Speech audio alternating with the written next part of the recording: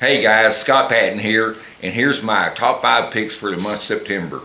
You know, it's finally going to start turning fall. You know, having the shorter days, of course, and the nights have been a lot cooler. Still been a little bit warm during most of the days and stuff like that here in Tennessee area, but you can it's it's definitely happening right now. So fall's on the front porch, and I get excited this time of year because I love to fall fish, and I'm sure a lot of you guys do too. Been a warm, dry summer, and I'm glad to see it coming to the end. But anyway, so let's go through what I'm going to keep on the deck for the month of September, and depending on the lake you're fishing, hopefully these will help you guys out too. Okay, and a lot of these baits, you guys, a lot of times it depends on the current conditions you're having that given day during September. Okay, versus a sunny, calm day, a windy day, sunny, windy day, or a rainy, overcast day. And even if it's cloudy and rainy and calm and raining, it can make a difference on how I fish these baits. But anyway, so let's kind of go through them. I'll talk a little bit about what conditions I prefer for those baits, and through the month of September, and some of the areas I'll be fishing them. Okay, so let's just say I'm gonna start out with a spinnerbait. You've heard me say before, I love the spinnerbait fish. It's not a bait that you're going to always be able to catch fish on, but if the given conditions are right, you're going to catch fish on a spinnerbait. And the conditions I'm looking at, you guys, going to be either like you normally early in the morning. If you got some kind of wind, some kind of chop or something like that on the water, it's going to be better. The higher the wind, the windier it is, the better this bait will catch fish for you. Now, I'm going to fish it in the backs of creeks, around docks, on riprap banks. You can fish around any kind of grass flat. I'm gonna throw it around lay down stumps.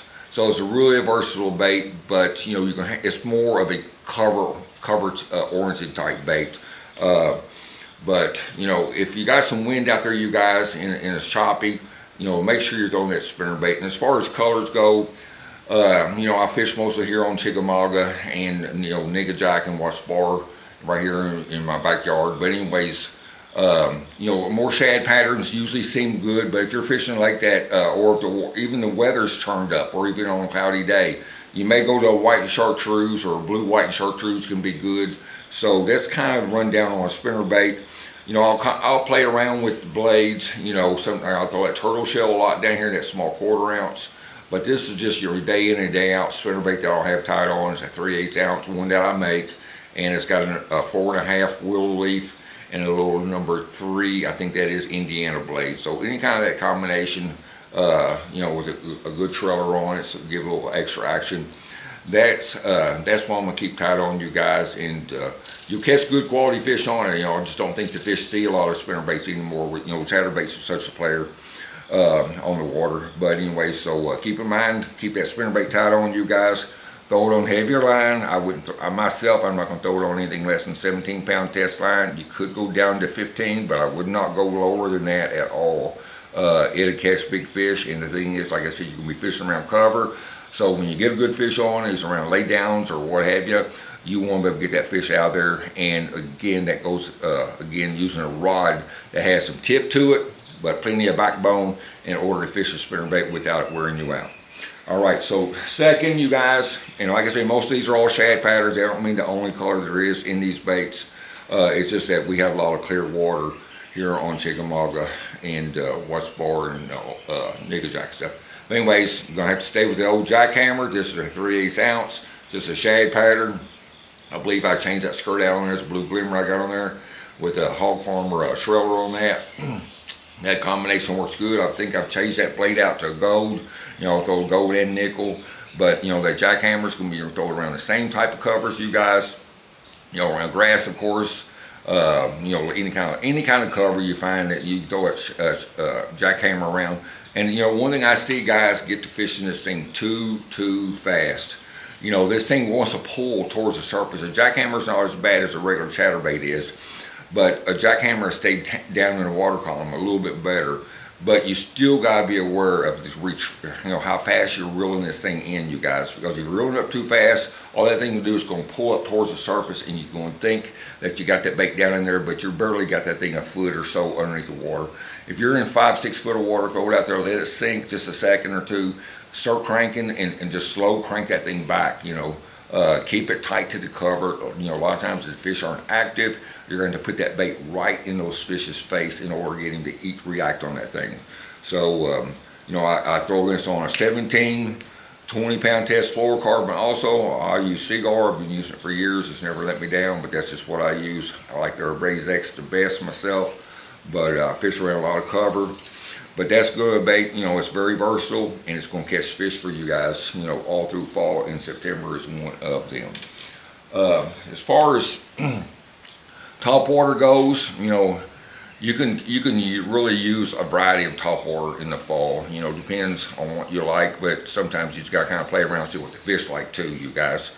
Again, these walking baits, this Lucky Craft Gunfish, Lucky Craft Sammy.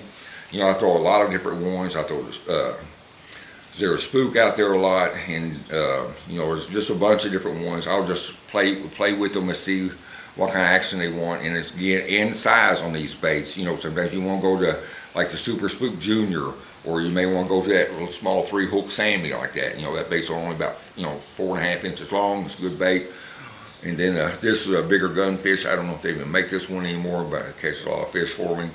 But you just gonna have to throw that thing out there, walk it, let it set, walk it, let it set. If you see fish chasing bait and stuff like that, a lot of times you want to throw it out there and just keep working it real fast, and they'll react on it.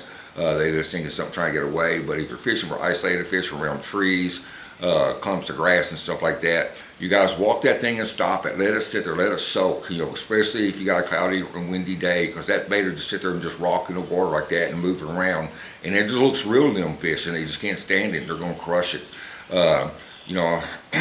It's a bait you got to get out and practice, you guys. If you're not, spend time making this thing really walk and stop. It's just on the wrist action. Again, using like a 6-10 power rod, shorter length rod. It's easier to work that bait, and it's less stress on the arm if whether you're trying to use a 7-foot or 7'1", because if you do, then you have to start working that thing to the side. Just use gravity on your side. Let that forearm stay working that rod down like that. Walk it, stop it, and get used to fishing it. Again, 17 or 20-pound test monofilament. I have guys all the time wanting to throw this bait on fluorocarbon, and you can't do it. That line sinks, and it's slow. If you're walking it and you stop it, then that line's going to sink, and when you go to walk it again, it won't have that real good action real quick. So what it does, it slows it down, then finally get that line out of the water, and then you can make it start walking. Don't do that. You want a line that's going to float, and it's going to either be braid or it's a monofilament. You just got to see what that line's doing in the water, because if you're walking and stopping this bait, then that line, that fluorocarbon, is going to sink down in there a foot and a half of water, and then when you start working it, you're going to have that drag in the water, and that bait's not going to start walking. If you got a fish sitting there looking at it, as soon as you move it 2 or 3 times, you stop it, and then he could crush it. But if that bait just don't look right or don't look real to him because your fluorocarbon stuck into the water, and you go to twisting it, that drag is going to kill the action of it, and you won't catch that fish. I'm telling you, that's a big thing, you guys. Do not throw these walking baits or any topwater bait on fluorocarbon line. Throw it on mono or throw it on braid, okay? So after that, another topwater bait I'm going to go with, I think there's 1, 2, 3, so far 4 right here. Again, like I said, this kind of falls in topwater category. I throw a lot of small Buzzbaits and stuff. This is another one I make right here. A lot of this year's fry is going to be about 2 inches long, so I want to get that small profile. Again, if you're fishing lakes that got big gizzard shad and stuff like that, those bigger baits may be better. But a Buzzbait's just a fun bait to catch them on, you guys. And I'm going to throw this again on 17 or 20-pound test mono. You can get away with it on fluorocarbon if you want to, because you're not going to let your line go into, sink. You're not going to stop the retrieve on this. You're going to pretty much keep it buzzing across the top of the water, and therefore your line will stay out of the water. But still, I like throwing on mono or braid, either one. If I'm going to throw braid on any of these topwater baits, I'm going to go probably around 40-pound test line. And I don't like going real big because sometimes I see fish schooling or chasing bait way up on a flat. I may not be able to get my boat up to them. And with that lighter braid, I can make a longer cast with this. So that's the reason why. But a buzzbait's fun this time of year, you guys. And towards the end of the month, it's really going to be more fun. But you got a cloudy day. I'm telling you, it's just fun to catch them on old school buzzbait. You know, of course, I'd keep a frog tied on, but that's, to me, it's going to fall underneath the topwater category. And it depends on the lake you're fishing, but of course, you know, I'm fishing a lake that's got grass on it. You better have a frog tied on, you guys. And again, I'm keeping this under the topwater category. But anyway, so that's how on. Now another bait I'm going to start using this time of year is going to be a square bill crankbait. There's another bait that I love to fish. I throw a lot of Lucky Crafts 1.5s. And this is a chartreuse shad, and this is another one of my favorite colors that they make. That's a moss greenback, and just a little bit more of a dull chartreuse, black and chartreuse color. Something about that bait, they just really like. I've caught a ton of big fish on both of these baits. Chartreuse shad is just hard to beat. You know, I'm gonna throw this usually on 12 to 15 pound tests, fluorocarbon. If I'm throwing around a lot of cover, I can throw it on 17 pound test fluorocarbon. But that 15 is probably about your best all-around size line to throw it on. And I'm going to fish this again, or same kind of place I'm going to fish in this other stuff. I'm going to fish it in the back of the creeks, around creek channel. If I'm in that creek channel itself and it's got flats on both sides, you got cover laying on both sides of it, whether it's scattered grass, stumps, and I'm talking about grass that's not on the surface where you can't throw this thing. I'm throwing you're going to have that creek channel flowing through there. On the edge of that creek channel edge is going to be a grass flat, and you throw it down in the middle of those creeks. You throw it on stumps. Rip wrap, you guys. Main lake banks, you know, a lot of times some, you know, rocky flats, you know, rocky points and stuff can get good this time of year. And that crankbait 1.5 would be a big player in that. But you know, it's great also to fish it. You know, around docks, if you got docks and stuff like that, you guys, you can throw that thing around docks. And I just think it's a bait that a lot of guys just don't pick in September, but it will put a lot of fish in the boat for you, and I will have them on the deck all through the fall for me. Guys, I hope this helped you out. You know, I'm guiding on Chickamauga. If you guys looking to come down here, you need some help out, you know, you can hire me for a guide for a day, but I got my website, it's scottpattonfishing.com. And in December, we will be going back to Okeechobee to guide there at Roland Martin's Marina on Lake Okeechobee. And you can contact me for any of your winter trips. We'll be down there from December all the way until the beginning of April. I'll come back here the end of March, so I'll be down there for 4 months. You guys, you want to book a trip down there? They've done a lot of updates and stuff on the marina down there. It's going to be a fantastic year. The fishing's been great down there, and really excited about getting down there. Every year, the lake just keeps on getting better and better. But so if you want to book a winter trip down in Okeechobee, get a hold of me. You want to book a trip right here on Chickamauga, just contact me too. And my website is scottpattonfishing.com. I appreciate it, guys. Good fishing to you. Appreciate all the comments and stuff like that, you guys. And hit that subscribe button. I appreciate that too. And we will see you on the water. Good fishing, guys.